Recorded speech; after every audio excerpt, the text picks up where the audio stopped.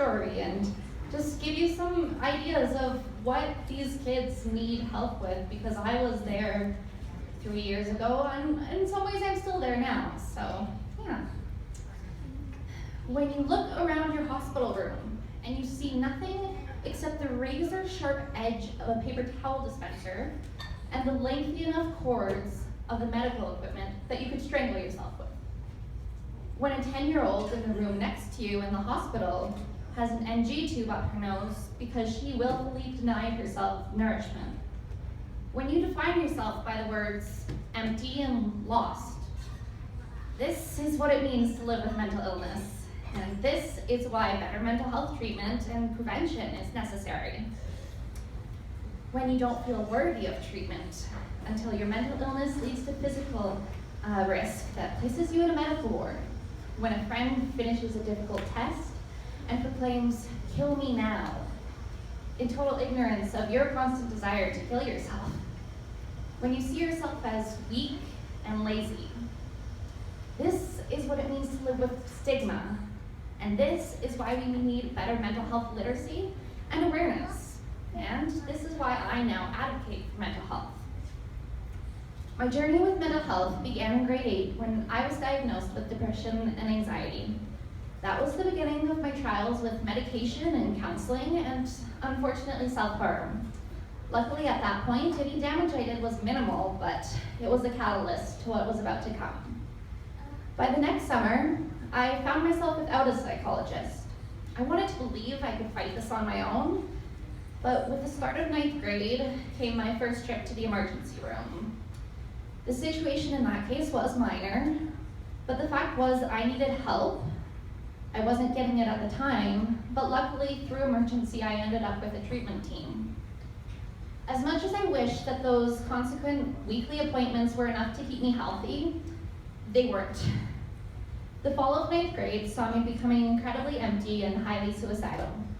My depression hit its lowest in January of that year, and under the recommendation of my psychologist, I was admitted to a youth psychiatric ward.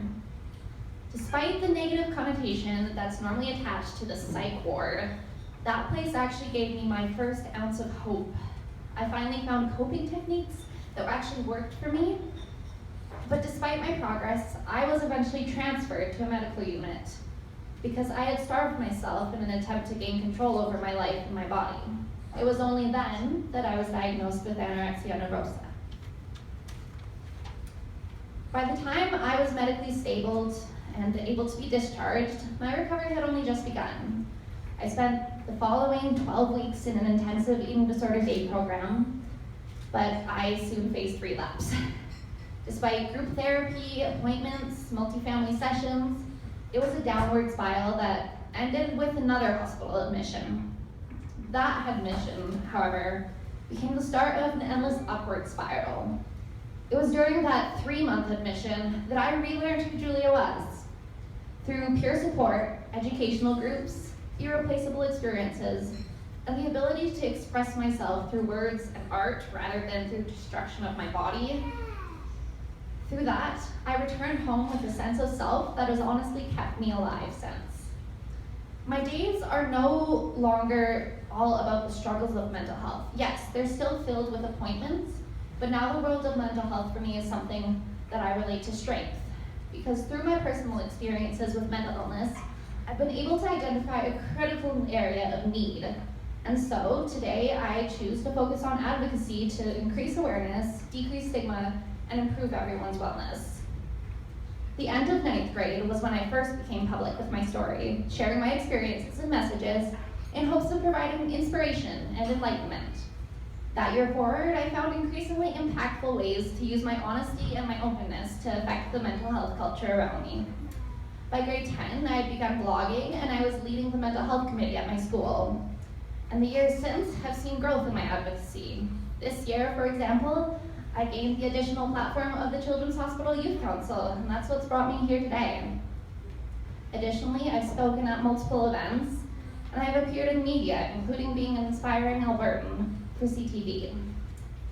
However, regardless of the growing breadth of my efforts, what really matters is the results in the forms of peers seeking treatment changing their attitudes, speaking out, and breaking dangerous habits, along with my personal capability to now heal.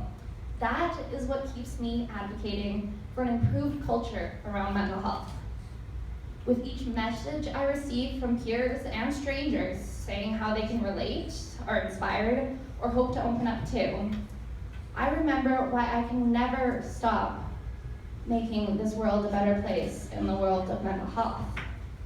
Because 1 in 5 Canadians experience mental illness, but as you've heard tonight, 5 in 5 of us have mental health. And yeah, that would include you, all of us. Even if you're not an adolescent, you have mental health just as you have physical health. Since every one of us has mental health, I think it's about time that we start giving it some care and attention. Thank you.